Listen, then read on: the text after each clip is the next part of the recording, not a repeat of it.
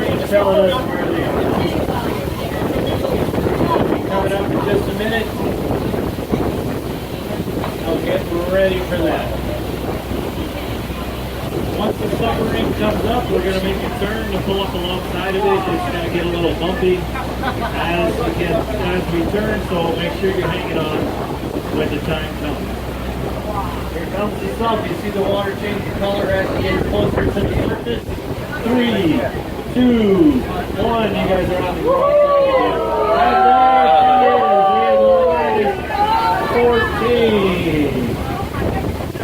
As for those of you with the yellow,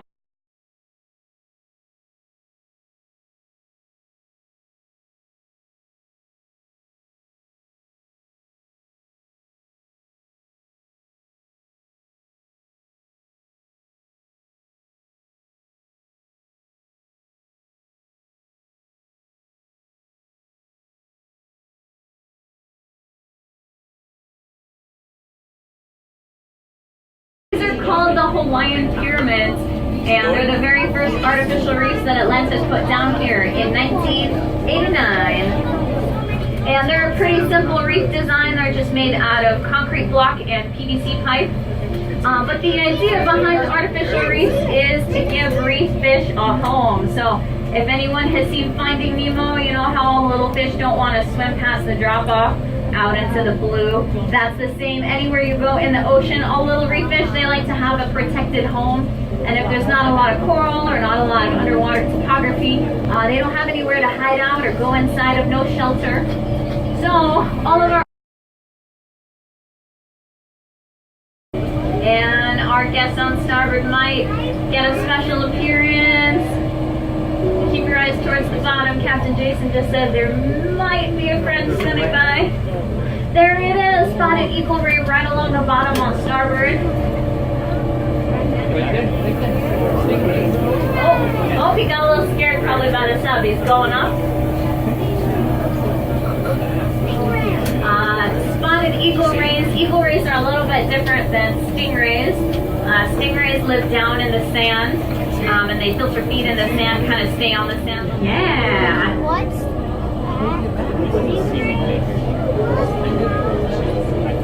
Eagle rays are actually the longest-tailed ray.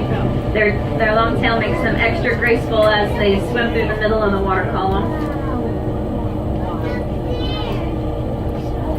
Let's see, starboard, lots of reef fish in these Asahi reefs. The medium-sized silverfish you're looking at, those guys are actually babies, believe it or not. Those are the juvenile giant trevally. And in Hawaiian, when they're little, we call them papios.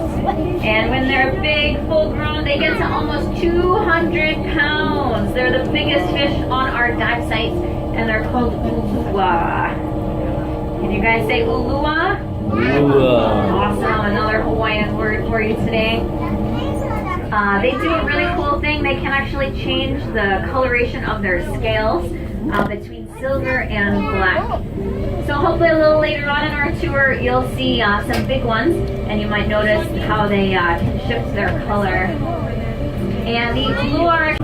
Alright, starboard side, we are at the next reef. Can you guys figure out what we're looking at over here?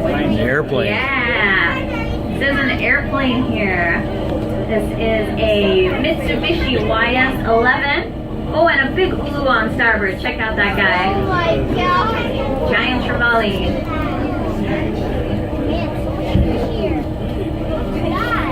This is a Japanese passenger plane. And don't worry, this wasn't Hawaiian Airlines' last flight into Honolulu. These were purposefully sunk down here for the tour. All those little yellow fish are blue striped snapper. Why did they just... Wow, that's an airplane. That's a good question. Why did we sink airplanes? Well, all the stuff we put down here was to give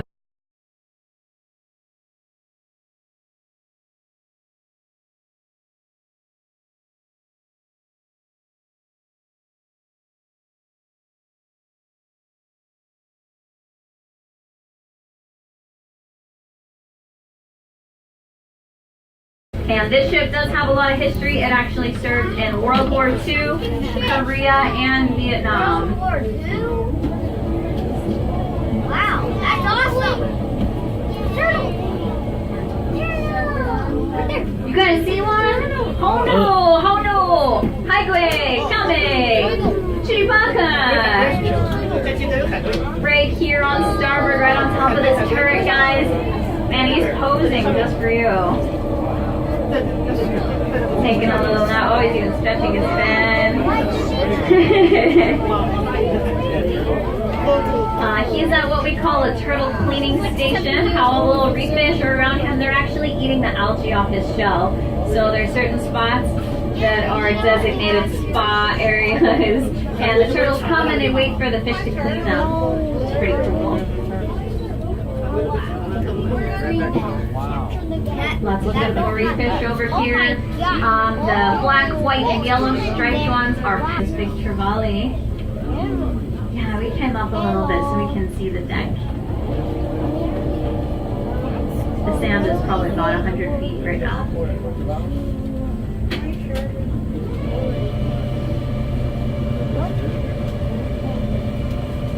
Some barracuda off port.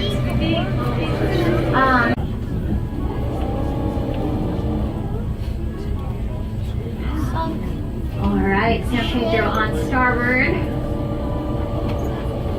You can see, you can pretty much see the fire damage on the ship, how it's much less intact than the YO. Is this the sunken ship from the war? This is the fishing boat, this is the one we just passed. Yeah. Now it's covered in salt. Yeah. You don't know what the war was in 19. Putting your fingers in front of you.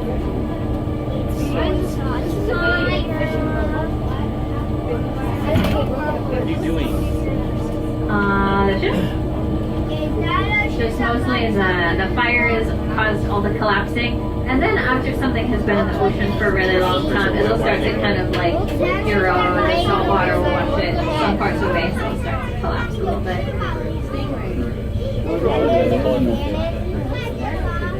We do have seahorses, but they only live where it's really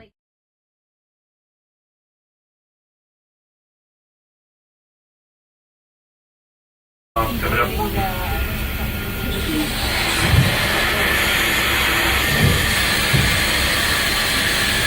we go, guys! Our air ballast tanks are filling all the way up with high pressure air, making us nice and buoyant, bringing us right on back to the surface. What's our depth gauge? Here we